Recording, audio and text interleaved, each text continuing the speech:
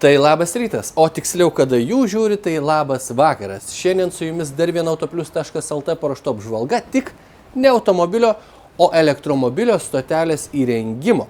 Sugalvojau namuose įsirengti elektromobilio stotelę ir viską jums parodyti. Atvažiuoja specialistai, tai parodysim jums, kaip atrodo įrengimas, papasakosim, ką reikia turėti namuose, kad tą stotelę įsirengtum, papasakosim, kokią stotelę verta rinktis ir kokios neverta. Nu ir aišku, pakalbėsim apie kainas. O dabar traukiu mašinas iš vaizdo, nes montuosim stotelę ten ir laukiam meistrų. Dabar padarom cold startą. Ups. Viskas, sulaukiam bičių, viduje vyksta pasiruošimo darbai, einam pažiūrėti, nuo ko viskas prasideda.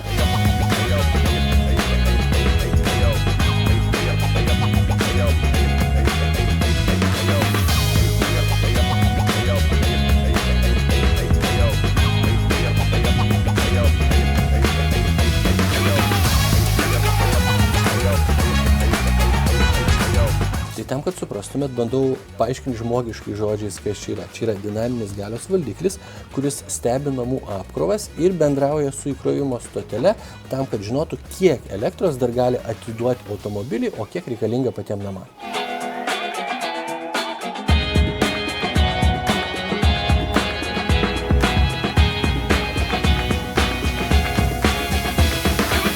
Taigi matot, įrenginys yra visiškai nedidelis, dar raudonos lemputės dega dėl to, kad nėra sukonfigūruota, bet tik sumontuosim stotelę, sujungsim dinaminį kartu su ją ir tada lemputės visas turi užsidegti žaliai ir tada jau informacija bus siunčiama tiesiogiai į stotelę.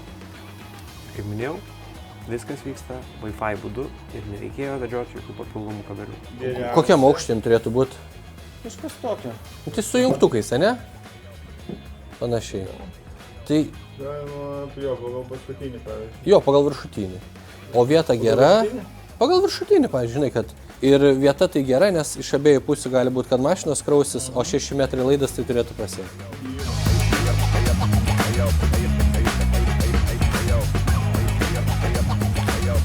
Tai priėjom trečią žingsnį, pasijungiam pirmą saugiklinę papildomą, antrą pasijungiam dinaminį valdymą, trečias žingsnis.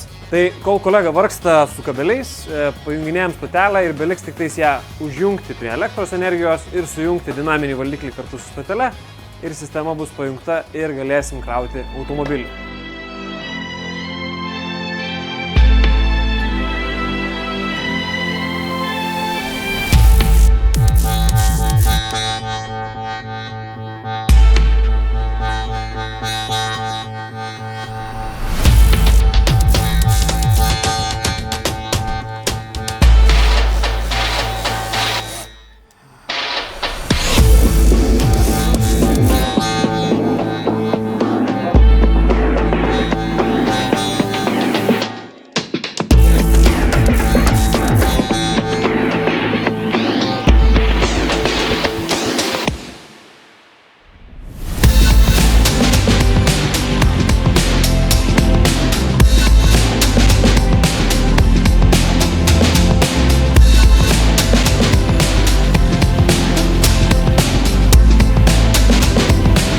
Tai viskas, pirmi žingsniai atlikti, turim paskutinį žingsnį, pilnai viską susidėti dangtelius, padaryti, kad būtų gražu, šviestų graži lemputė aplinkui ir tada, aišku, įsivešim į kiemą Teslą ir pabandysim ar veikia.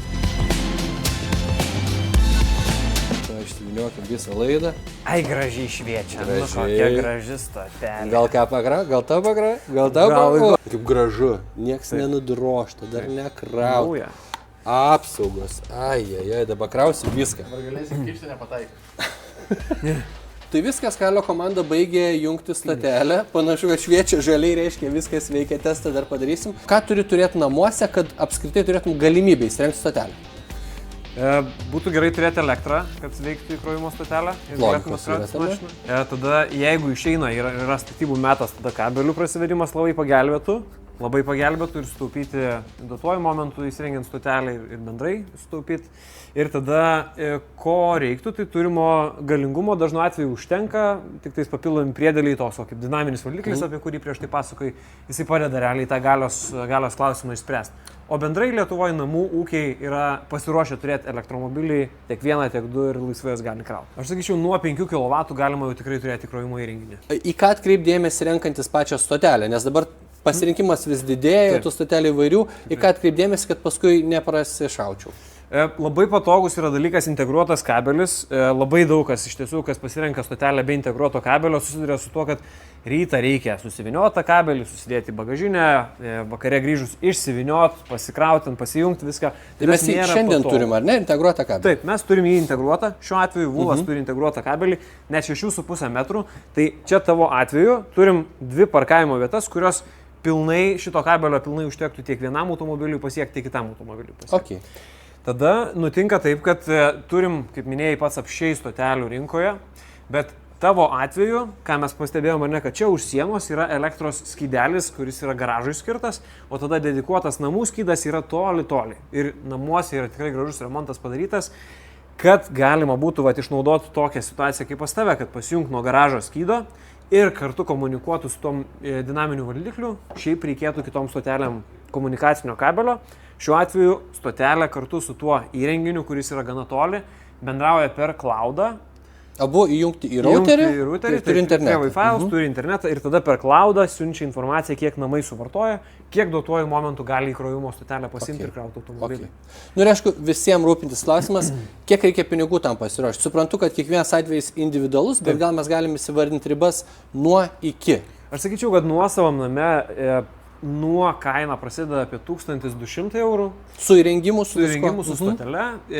Daugiabutyje kaina prasideda nuo maždaug 1800, nes daugiabutyje standartiškai yra atstumai ilgiai, reikalingas yra projektas suderinti, kad šitą stotelę gali klientų parkavimo vietą.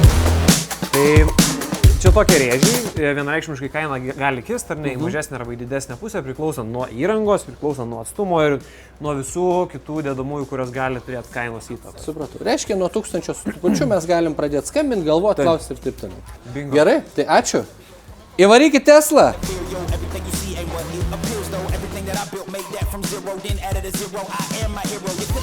Gerai. Nu, jungiam? Pala, dar ne, kol kas. Stotelė dar nesukonfigūruota pagal namus ir pagal dinaminį valdiklį. Reikėtų šitą darbą atlikti. Tai jeigu galim, keliaujame ir padarom. Konfigūruojam tada. Ačiū. Tai va, tai pradėsime nuo paprasto dalyko, kad tavo šitą stotelę instaleriai sumontavo, paruošė, padarė, ar ne, bet mums reikia tada sekančių žingsnių tą stotelę ir LMC susijęti, sukonfigūruoti ir pritaikyti prie tavo namų. Kad būtų aišku, LMC yra tas dinaminis valdiklis, kurį įdėjome į namus. Tikrai taip. Matai, dažnai tą naudoju žodį, tai gali būti, kad kiti to nežinos. Ir man sudėtingas. Be abejo. Tai va, tai mes turime 2 knygutės iš daiktų, kurie atvažiavo dėžutėse, jie turi unikalius numerius ir QR kodus, pagal kuriuos galima mes tą atlikti. Kaip vinkodas, žodžiu, mašinas, taip ir čia taip pat praktiškai taip. Tai ką mes pradedam, LMC jau yra pridėtas, na, jis daugiausiai reikalauja instaleriui, tai kadangi noriu daugiau parodyti, kaip pati stotelė, aš tada prie esamo tavo sukurto saito pridedu būtent naują įrenginį, tai yra pridedu būtent stotelę, nuskanuoju QR kodą. Sekantis dalykai atsiranda tokie, kad tą stotelę reikia prijungti prie interneto. Pirmiausia, tai reikia prie jos prisijungti per Bluetooth'ą, susirasti ją ir jai nustatyti interneto parametrus. Pagrindiniai dalykai, pagal nutylėjimą šito stotelė yra 16 amperų, tai yra 11 kW, tačiau pas tave galios yra pakankamai daug, kiek žinau, apie 18 kW, tai aš jai nustatau maksimalų jos galingumą. Tačiau mes dinaminiai valdikliui padarėme truputį mažesnį galingumą, tai yra tuos 18 kW ir jie neviršysiu. Tai nesvarbu, kad stotelė yra 22 kW.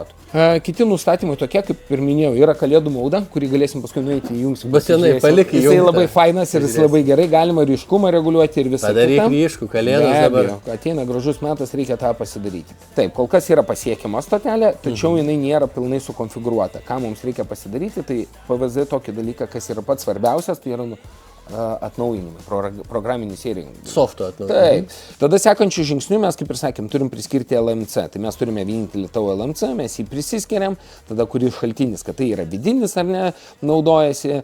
Ir sekančių žingsnių jau tada keliam į patį LMC ir nustatom LMC, kad jisai susikonfigūruotų automatiškai su būtent Vidinių tinklų. vidiniu tinklu. Ir mums parašė sėkmingai sukonfigūruoti visi valdomi įkrovikliai. Okay. Mes tada dar vieną dalyką pasidarom, įeinam į dėgymo suvestinę. Dėgymo suvestinė mums turi rodyti tai, kad pavyko ir nėra jokių klaidų. Taip ir įvyko, ar ne, nėra jokių klaidų. Prisijungęs. Būtent dar kartą galime įti į stotelį, pažiūrėti, ar kontroliuojama LMC, rodo, kad kontroliuojama, viskas kaip ir puiku. Mes dar kol kas neturim kainodaros sudarytos. Nu, nes nekrovė. Be abejo, dar nėra jos ir nustatytos. Mes einam į žaibuką, pačioje yra tabai ir sekančių tada kainodara, pats apatinis ženklas yra parašyta kainodara. Jinai dabar kol kas pas tavai nenustatyta.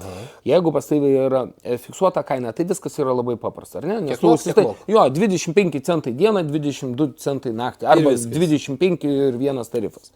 Bet yra rinka. Rinka tai reiškia, yra integruota į Norpoolą ir pagal Norpoolos kas 15 minučių ta kaina kintanti ir tau tas yra labai aktualu. Dėl to, kad Vulas turi va tą išskirtinį momentą, ko tikrai kitiems trūksta konkurentams, kad jisai gali parinkti automatiškai pigiausias valandas, kada tavo elektromobilį reikia krauti. Ir aš nusistatau maksimalią kainą. Ir iki jos tau krauna, o po jos jau nekraus ir atsižvelgsi tai ir sudarys tavo laikotarpį krovimo pagal taip, kaip tu nusistatei. Gali būti, kad tu matysi 1 valandą krovė, 2 valandas laisvą, vėl 2 valandas krovė. Tai ką reiškia, kad tos 2 valandas buvo brangesnės negu įprastai. Minėjai, kad nori labai paprastai naudotis, kad nereiktų appsų kartą atsidarinėti ar RFID kortelės. Žmona grįžta, įkiša, eina namo. Viskas. Tai dabar Vulas turi labai fainą dalyką, yra kelios strategijos. Vienkartinė strategija, tai vieną kartą tą strategiją pasirinksi, arba yra, kada tu ilgalaikiui nustatei, kad tu nori pagal Norpoolą krauti pigiausiom valandom, tu ir krauni. Ir ką tau reikia padaryti? Įkišti kabelį, reikia paspausti automobilio knopkę, ištraukti kabelį.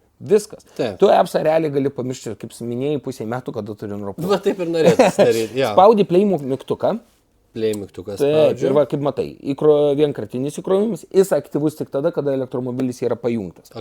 Žaibukas, ar ne, ir mes galim pasirinkti strategiją. Įkrauti dabar, vad gali spūstelti. Ir vad visą matai, grafikas, gali nustatyti grafikus, kad nuo 6 ten vakaro iki, nežinau, 6 ryto krauti. Gali pagal kainą, pagal pigiausias valandas, iš saulės energijos. Aš mėgstu geriausią dalyką, tai yra pilnas akumuliatorius už mažiausią kainą. Tai čia taip ir bus, kad įsikiši ir palieki. Taip, spaudži išsaugoti, dėl savo įdomumo, kiek elektromobilis per mėnesį sunaudoja kilovatvalandžių, tu galėsi automatinį e-mailą, kad tau ateitų su ataskaita, kiek tu sunaudojai per mėnesį. Gerai, su kaimynu pasilyginti. Galėsi su juo tikrai lyginti viskuo, ko tik tai išeis. Didesnis nuvažiavimas. Tai ką mes galim dabar padaryti, mes jau galim pabandyti krauti. Jo, einam krauti. Varom, bandom.